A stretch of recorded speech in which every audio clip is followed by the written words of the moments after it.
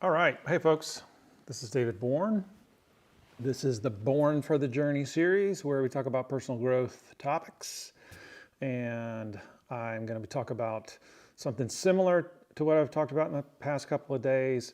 I started talking about the gap, which is here's where you want to be and here's where you are, and the problem of having that space in between and what to do about it. Well, you do small iterations, you're consistent, and you put up with the fact that it's not as good as you want, knowing that it's going to get better.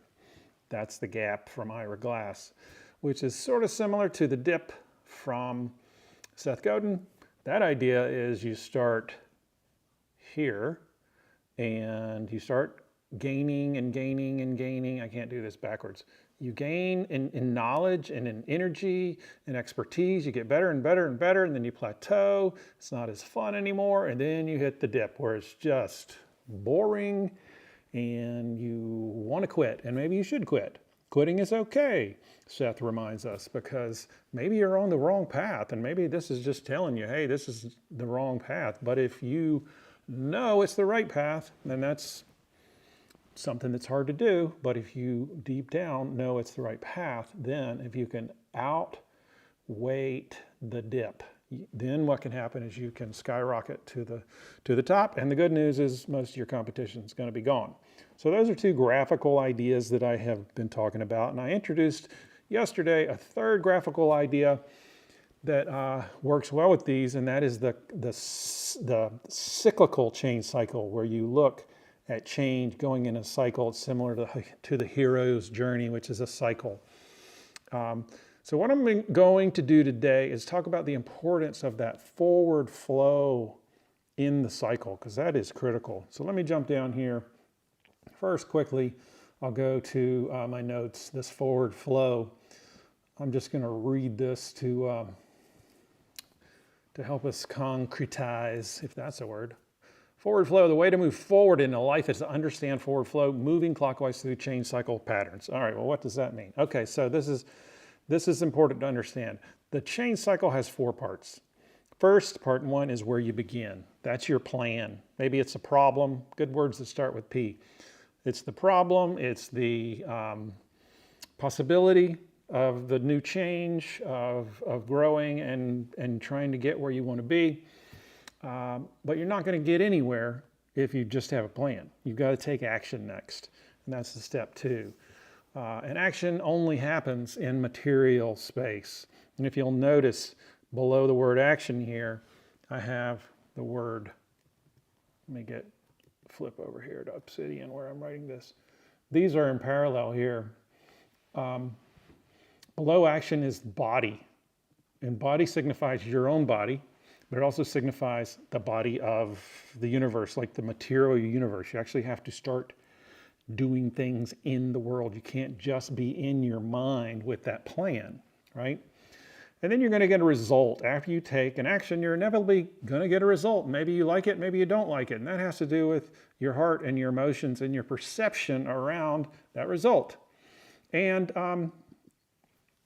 what we're eventually seeking is a new, greater truth. Now, unfortunately, just in those ideas, like when I talked about the gap, particularly, where you start here and you want to be here, well, the cycles of change that you're making along the way there, they're small, and you're gaining small truths. You're learning what you don't like. You learn what not to do, but it's not quite where you want it to be yet. But you have to perceive and believe and understand,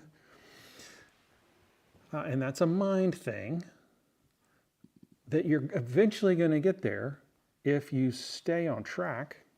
But it's super important to go through all of these steps. And it's also super important, if you really want to get to the final truth of here, and I'm going to put that in bold, you've got to focus on the spirit. And let me do this in a more graphical way. So I'll flip over here to the iPad. And you see I've got these three things here, and I'm just going to draw them out quickly. You've got the gap. You want to be here. No, you start here, and you want to be here. And you have to just go. It's not a straight line, right? You've got to go in a messy middle here. There's a lot of mess, and it's not going to feel good. In fact, it's probably going to be pretty painful, but also this is where you're going to eventually get the gain if you stick with it. Now in the dip, it's more about energy and learning, and so when you start out, it really feels good, and you like it, and you're learning, and it's exciting, and you kind of plateau, but then eventually you're gonna get down here in this dip where it just doesn't feel like a good idea anymore. But if you wait it out, you'll generally find that most people quit here, and that you may quit there, but if you're truly dedicated, you understand, don't quit. But the good news is a lot of other people, your competition, I'm going to write this out, your competition quits, and that's good, because then you can stand out on your way to getting where you want. Now, this 4-part growth cycle, this is where I want to focus. So, this is where the good stuff is, and this is where this forward flow comes into play. So you've got the true north of where you want to be here. That is your truth. You start out here with your plan. You take action in phase 2. We're going in a clockwise motion here. We get results in 3, and then in 4, that's where we get the big learning eventually. Now it takes a while. We've got to go in cycles. Let me change the color. You start out, it's going to look like this, or maybe it looks like this, It's kind of like over here with the dip, you've got energy. But it's going to get bigger and bigger and bigger and bigger. And what it actually kind of feels like is you're spiraling here in 3. But the point I'm trying to make here is that it's really important to understand, if you want to get to 4, you're going to have to engage all parts of yourself. Let's flip back to this screen here. You've got to engage all 4 parts, and you've got to do it in this pattern. Now, you don't have to be conscious of it, but it helps to be conscious of it. That's why I'm talking about this. It helps to become conscious of these things. Because, and if you really want to get to this truth part, to this true self, this is where we want to be, folks. Truth and the true self. That self that you know exists, that you're working so hard to get to. This is kind of a mess. I'm drawing, and you can't even see this, but that's okay. All I did was this. I added the true self at the top of this. That's what this part is here, where I'm talking about the truth and the spirit. So moving in this sequence is important. You've got to evaluate your results. If you don't stop and pause and consider your emotions, whether they're positive or negative, you've got to sit through these emotions. You've got to face.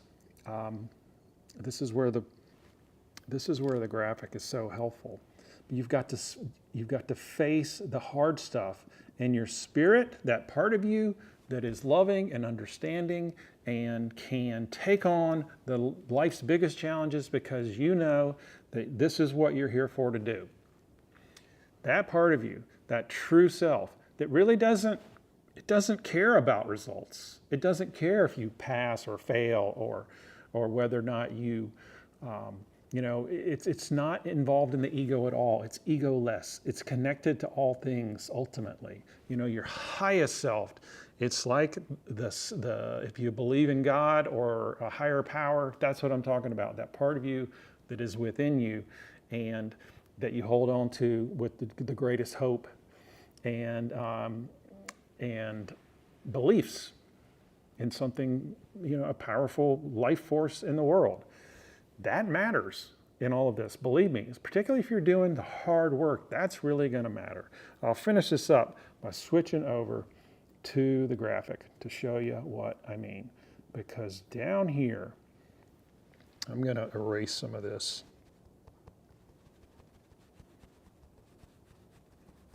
There we go. All right. Let me change my pencil color again. So down here, I'll make this a little bit bigger. Whoops, I did that wrong. This is the 4. Okay, so down here at the bottom, this is where it stinks. This is Seth's.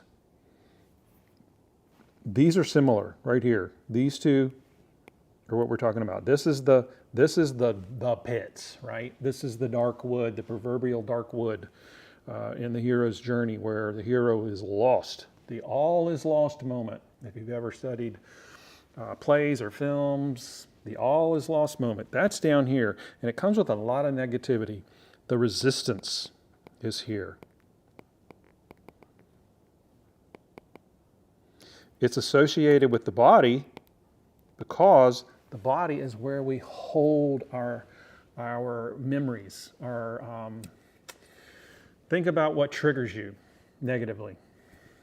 Your body's holding on to that. Your body is the source of that. Now, yeah, you're going to have thoughts, but that first starts with an emotion, or maybe the thought is, oh no, I'm going to be hurt.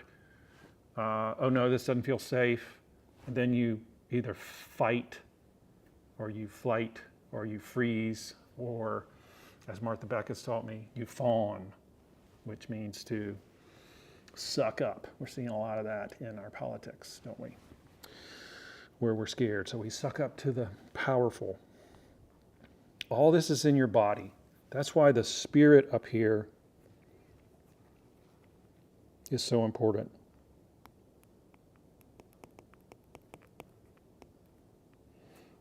That spirit that's connected to that true self is so important, that you hold on to that and that you have compassion. There's a term called, I really need a smaller, it's called the compassionate witness. Compassion. God, I cannot talk and spell at the same time. It's funny. Let me try this again. Compassionate witness. Okay, I need to work on spelling compassionate witness. The compassionate witness is this part of you that's in part 4 here, in your higher self, that you've really got to engage and build a relationship with that part of you so that you can do the hard work, so that you know when you fail that you can get back up again. That you can, that it's not that you're not a failure. It's just that action you took failed. But so what? You get to try again, right? It's a loop. It's a continuous pattern that we get to move through. And we get to change and we get to grow. So that true self is something we don't talk about it culturally. It's not something that we talk about. So it's a little hard to understand. But when you look at it in context of the opposite of the resistance, that part of you, this is the part of you that wants change, that believes in you. It's your self-confidence, but not in a bold, well, it is bold. It's not in a bravado. It's more of a, courage. Courage is a very important word, because the Spirit will give you courage to face the resistance over and over again.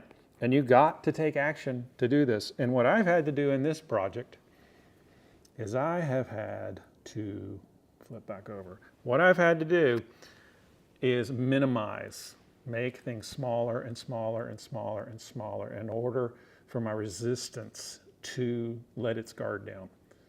All right, what do I mean by that? Well, I started out doing complicated recorded videos where I recorded each part separately, and so I could go in there and edit it.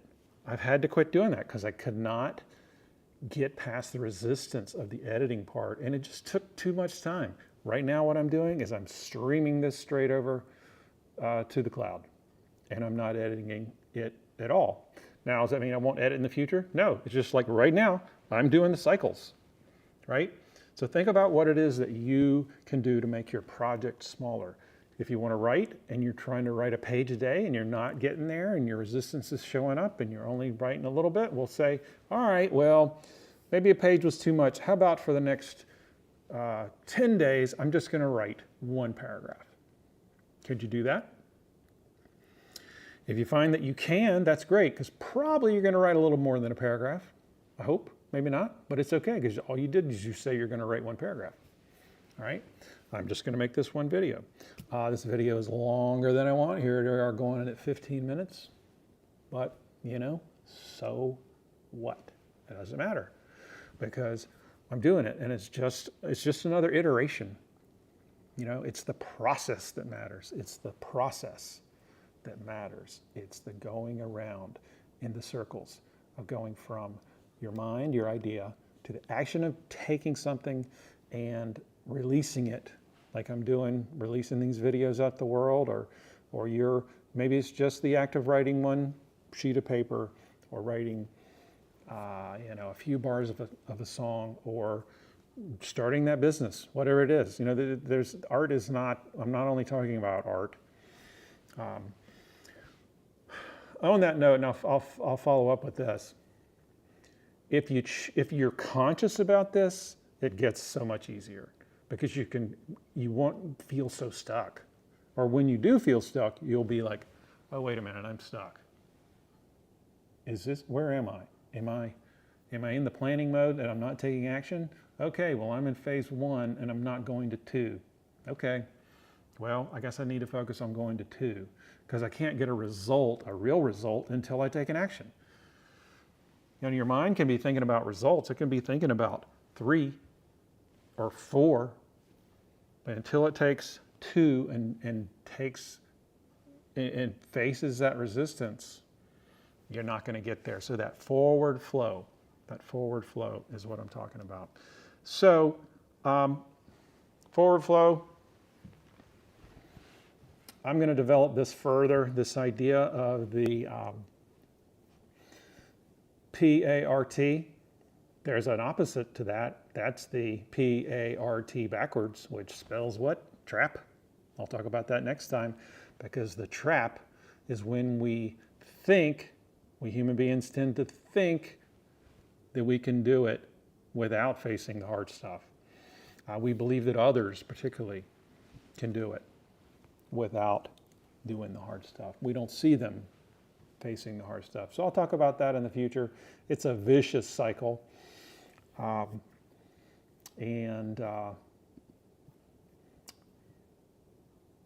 it's a virtuous cycle if you're moving in that forward flow, going from plan to action to results to truth, using your mind, your body, facing the